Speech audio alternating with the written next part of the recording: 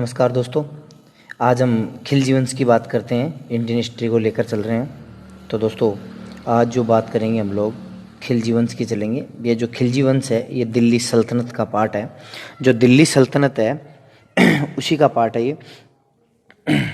अब देखो जो खिलजी वंश है उस खिलजी वंश की पूरी संपूर्ण जानकारी हम आपको बताएंगे और जो मेन फैक्ट हैं वो ये आपको बताए जाएंगे। तो दोस्तों खिलजी वंश जो है ये 1290 से लेकर 1320 तक चला था। कौन कौन से शासक आए थे और किस प्रकार किससे आए थे उन सब की बात कर लेते हैं। तो दोस्तों खिलजी वंश की शुरुआत करते हैं हम लोग। खिलजी मूलतः तुर्क थे। जो खिलजी वंश थे या खिलजीकारी थे ये लोग कहाँ क्या थे, तुर्क थे। लेकिन इनके जो पूर्वज थे ये अफगानिस्तान में आकर बस गए थे। अगला फैक्ट है इन्होंने अफ़गानी नीति रीति रिवाजों व संस्कृति को अपना लिया था। यानी कि जब ये अफ़गानिस्तान आए तो यहाँ के रीति रिवाज व इनकी संस्कृति वगैरह को ये लोग अपना लिए थे। इतिहासकारों के अनुसार यह खिलजी क्रांति थी। यानी कि जो इनके रीति रिवाज वगैरह संस्कृति को अपनाया इसे ही क्या कहा जाता है, खिलजी क्रांति। उसके बाद में आगे बात करते हैं तुर्क श्रेष्ठता की मनोवृत्ति को आघात लगा।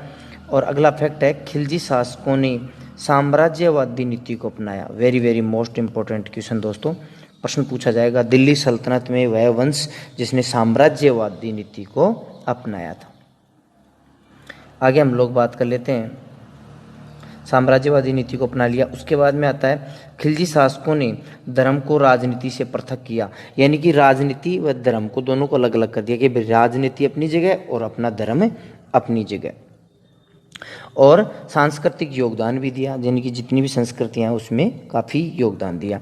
अब जो पहला शासक है इसका खिलजी वंश का, उसका नाम है जलालुद्दीन खिलजी। दोस्तों याद रखना ये जो खिलजी वंश का जो क्या है ये संस्थापक शासक है। एक मिनट दोस्तों, खिलजी वंश का यह क्या है, ये संस्थापक शासक है। कौन? जलालुद्दीन खिलजी। अब जलालुद्दीन खिलजी की बात करते हैं। एक वर्ष तक किलोखरी को अपना केंद्र बनाया। जो किलोखरी है इसको अपना केंद्र बना लिया। कितने सालों तक? एक वर्ष के लिए, सिर्फ एक वर्ष के लिए। ये किलोखारी बनवाया इसने नहीं था। जो किलोखारी है ये अलग की दूसरे ने बनवाया था, लेकिन इसके ऊपर इसने अधिकार कर लिया और अपना केंद्र बना लिया। उसके बाद में इसने बलबन के सिंहासन का प्रयोग नहीं किया। यानी कि जो बलबन था, और याद रखना दोस्तों किले खोरी का निर्माण बलबन ने ही करवाया था। किसने करवाया था? बलबन ने करवाया था। और इसने बलबन के सिंहासन का प्रयोग बिल्कुल भी नहीं किया। उसके बाद में आगे बात करते हैं, इसने मलिक छज्जू के विद्रोह को माफ़ कर दिया। यानी कि जो छज्जू था, मलिक छज्जू, उसने विद्रोह कर दिया था। जो छज्जू था ये मलिक छज्जू, ये बलबन का क्या था दोस्तों? भतीजा था। इसने क्या कर दिया था? विद्रोह कर दिया था। और इस विद्रोह को जलालुद्दीन खिलजी ने क्या कर दिया था? माफ़ कर दिया था। उसके बाद में आगे बात करते हैं, जलालुद्दीन खिलजी ने सूफी संत सिद्दी मौला को मृत्यु दंड दिया था। याद रखना दोस्तों, प्रश्न पूछा जाएगा कि खिलजी वंश का वह शासक जिसने सिद्दी मौला को मृत्यु दंड दिया था, यह मौत के घाट उतार दिया था, तो कौन है? जलालुद्दीन खिलजी। उसके बाद में इसने दीवाने वक़ुफ़ व्यय विभाग की स्थापना की थी। दोस्तों याद रखना, वेरी मोस्ट फैक्ट है कि दीवाने वक़ुफ़ व्यय विभाग को कहा जाता है, पैसों का विभाग है, उसकी क्या थी? स्थापना की थी। आगे बात करते हैं, मंगोल नेता अब्दुल्ला ने भारत पर आक्रमण किया, लेकिन जलालुद्दीन खिलजी ने उसे पराजित कर दिया था। उसके बाद में आगे आता है, मंगोल नेता उलुग खां दिल्ली में आकर बस गए थे। याद रखना, ये आगे बहुत काम में आएगा, इस बात को याद रखना। मंगोल नेता था, उलुग खां था, ये कहाँ पे आके बस गया था? दिल्ली में आके बस गया था। ये अलाउद्दीन खिलजी के ऊपर अभियानों में जाएगा ना उलुग खां, वो यही है।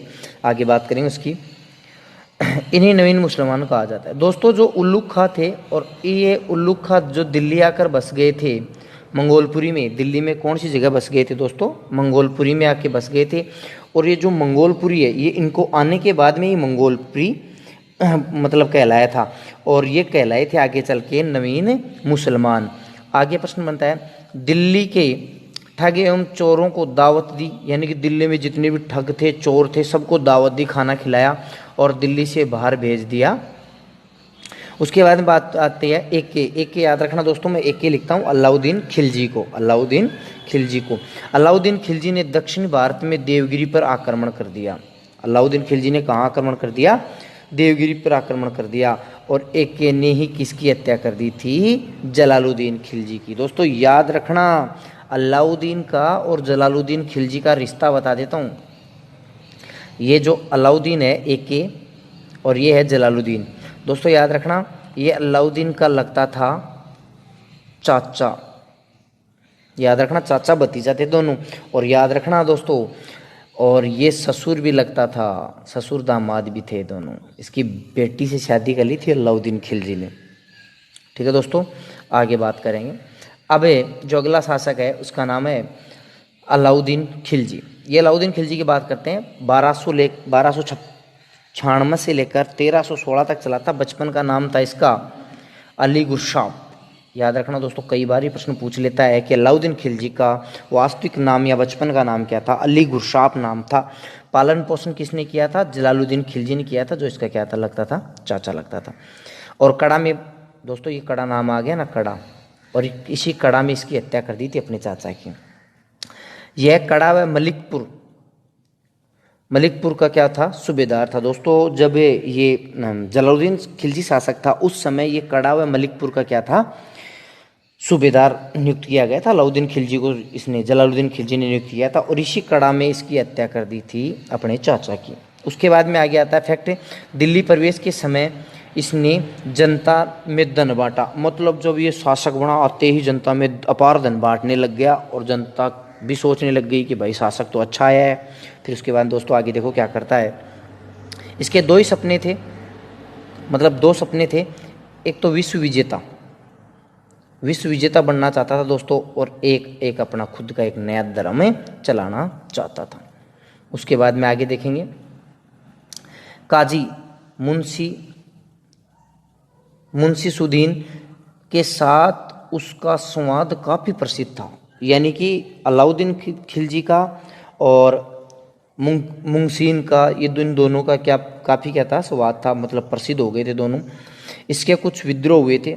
अब देखो दोस्तों, विद्रोह देखना, नवीन मुसलमानों ने विद्रोह कर दिया। मंगू खा का विद्रोह हो गया, और एक उक्त खा का विद्रोह हो गया, हाजी मोल्ला का विद्रोह हो गया। अब देखो विद्रोह किस प्रकार से दबाता है अलाउद्दीन खिलजी, किस प्रकार से क्या नीतियाँ लगाता है। विद्रोह रोकने के लिए एक ने क्या सुधार किए? पहला सुधार, अतिरिक्त आय के स्रोतों को समाप्त कर दिया। मतलब ज़्यादा जितनी भी आय वगैरह लिया करता था उन सभी को क्या कर दिया? समाप्त कर दिया। दूसरा, शराब की कोष्टियाँ पर प्रतिबंध लगा दिया कि भाई कोई शराब नहीं बनाएगा, शराब बंद। फिर तीसरा, अमीरों में वैवाहिक संबंध खिलजी की अनुमति से ही संभव थे। यानी कि जो बड़े बड़े अमीर लोग थे वो अलाउद्दीन खिलजी से इजाज़त लेकर ही क्या करते थे? शादी व विवाह वगैरह किया करते थे। उसके बाद में अगर आता है, गुप्तचर व्यवस्था की दुरुस्त कर दिया। गुप्तचर व्यवस्था को बंद कर दिया कि भाई गुप्तचर कोई वो नहीं है। फिर दोस्तों इसके अभियानों की बात करते हैं। इसके अभियान था पहला 1299 में गुजरात के ऊपर था।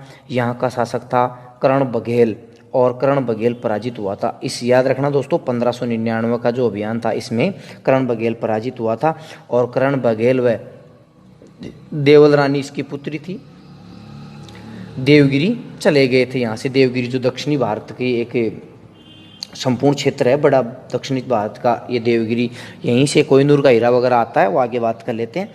करण बघेल की पत्नी कमला देवी ने एक के से विवाह कर लिया। दोस्तों याद रखना, कमला देवी थी जो किसकी पत्नी थी? करण बघेल की पत्नी थी। इसने अलाउद्दीन खिलजी से क्या कर लिया था? विवाह कर लिया था। इसके आगे आए विद्रोह, और देखना। फिर 1299 में कहाँ का? जैसलमेर का। फिर उसके बाद में आता है 1301 में रणथंभौर का। फिर आता है 1303 में चित्तौड़ का। फिर 1305 में मालवा का। 1308 में सिवाना का। 1311 में जालौर का। ये अभियान थे। अब दोस्तों इसके दक्षिण भारत के अभियानों की बात करते हैं। दोस्तों ये जो जितने भी ये अभियान है जैसलमेर, रणथंभौर, चित्तौड़, मालवा, सिवाना, जालौर, इन सब की हम लोग दोस्तों बात करेंगे। हम लोग राजस्थान जीके में बात करेंगे दोस्तों। ठीक है दोस्तों, हम लोग इंडिया जीके पढ़ रहे हैं। उसके बाद में दक्षिण अभियान देखना इनके दक्षिण अभियान कैसे हैं। दक्षिण भारत के अभियान, दक्षिण भारत के अभियानों का नेतृत्व मलिक कफूर ने दी किया था। मतलब दोस्तों लगभग दक्षिण भारत के जितने भी अभियान थे सबके सब किसने किए थे? मलिक काफूर ने। दोस्तों ये मलिक काफूर था, एक इंजड़ा था जो 1000 दिनारी में अलाउद्दीन खिलजी के द्वारा खरीदा गया था। 1000 दिनारी में खरीदा वगैरह बताया जाता है इसको कि 1000 में खरीदा गया था। अब दोस्तों दक्षिण भारत में एक तो मैंने बताया था आपको देवगिरी है, ये एक तो ये है। देवगिरी किसकी थी? रामचंद्र देव की थी, जो यादव वंश का था, याद रखना। एक अगली जो क्षेत्र था वो था वारंगल, और ये वारंगल था प्रताप रुद्र देव का, प्रताप रुद्र देव का था। और यहाँ पे कौन सा वंश था? काकतीय वंश था दोस्तों। कौन सा वंश था? काकतीय वंश था। और उसके बाद थोड़ा सा ऊपर कर लेता हूँ इसको एक बार। और एक था यहाँ मदुरै क्षेत्र था, और इसका जो शासक था यहाँ का वीर पांडे था, सुंदर पांडे, और ये पांडे वंश का था। और ये दोस्तों यहाँ पर एक वंश और था, होयसल वंश। उसके बाद दोस्तों आगे बात करते हैं। याद रखना दोस्तों प्रताप रुद्र देव ने मलिक कफूर को कोहिनूर का हीरा दे दिया। जो यहाँ का शासक था प्रताप रुद्र देव, उसने क्या किया? मलिक कफूर को कोहिनूर का हीरा दे दिया कि तू ये काम कर, ये अलाउद्दीन खिलजी को जाके दे दे और मेरे ऊपर आक्रमण मत करो। अगला बात करते हैं मदुरै की। मदुरै अभियान सबसे सफल अभियान था, लूट सर्वाधिक मिली। यानी कि दोस्तों जो मदुरै अभियान था इसमें मलिक कफूर को सर्वाधिक क्या मिली थी? लूट मिली थी। उसके बाद में बात करते हैं आगे। वीर पांड्या ने अधीनता स्वीकार नहीं की। जो वीर पांड्य था उसने अधीनता स्वीकार नहीं की थी, जो पांडे वंश का था उसने अधिकार स्वीकार नहीं की थी। उसके बाद दोस्तों आगे बात करते हैं, सुधारों की बात कर लेते हैं। देन सैनिक सुधार। खिलजी ने नियमित सेना का गठन किया और उन्हें वेतन देना आरंभ कर दिया। दोस्तों याद रखना मैन फैक्ट है दोस्तों, याद रखना जो अलाउद्दीन खिलजी था उसने एक तो नियमित सेना रखने शुरू कर दी कि भाई सेना रहेगी और मेरे पास ही रहेगी। पहले क्या किया करते थे लोग दोस्तों, लोग मतलब जितने भी शासक थे मतलब आक्रमण किया, और जो सेना वगैरह थी वो आक्रमण करने के बाद में सब अपने अपने घर चले जाते थे, और जो मतलब लूट के लाते थे अम्पार धन संपत्ति, वो क्या किया करते दोस्तों? आपस में बांट लिया करते थे, और जो मतलब राजा का हिस्सा राजा को और वापस बाकी आपस में बांट लिया। लेकिन अलाउद्दीन खिलजी ने एक नया ही सिस्टम कर दिया। उन्होंने वेतन देना चालू कर दिया कि भाई तेरे 3000 रुपये महीना मंथली है, तेरे 2000 हैं, तेरे 10,000 हैं, तेरे 5000 हैं। इस प्रकार से सबका वेतन शुरू कर दिया। दोस्तों आगे बात करते हैं। देखो दोस्तों इसने सैनिकों का हुलिया लिखवाना आरंभ कर दिया। मतलब जो हुलिया था सैनिकों का वो भी अलग कर दिया दोस्तों, और घोड़े दागने की प्रथा चलाई। याद रखना दोस्तों ये घोड़े दागने की प्रथा इसमें नहीं है, मैं आपको बता देता हूँ। घोड़े दागने की प्रथा भी इसने ही चलाई थी। ये दोस्तों आ ही गया। इसने घोड़े दागना आरंभ किया। और राजस्व सुधार क्या क्या किए थे? इसने भूमि की पैमाइश करवाई जिसे महासत कहा जाता है। उसके बाद में इसने भू राजस्व कर को बढ़ाकर 50% कर दिया। इसने एक विभाग की स्थापना की जिसका नाम था दीवाने मुस्तखराज। ये एक राजस्व विभाग था, दीवाने मुस्तखराज। उसके बाद में यह बकाया भू राजस्व कर वसूलता था। मतलब जितना भी बकाया भू राजस्व कर था वो ये राजस्व ये दीवाने मुस्तखराज ही मतलब राजस्व विभाग ही भुगतता था। उसके बाद में आगे है इसने 2 नए कर लगाए। अब दोस्तों क्या क्या कर लगाए वो करों की बात कर लेते हैं। कौन कौन से कर लगाए थे इसने? 2 नए कर शुरू कर दिए। 2 जो कर थे, एक का नाम था चरी कर और एक का नाम था घरी कर।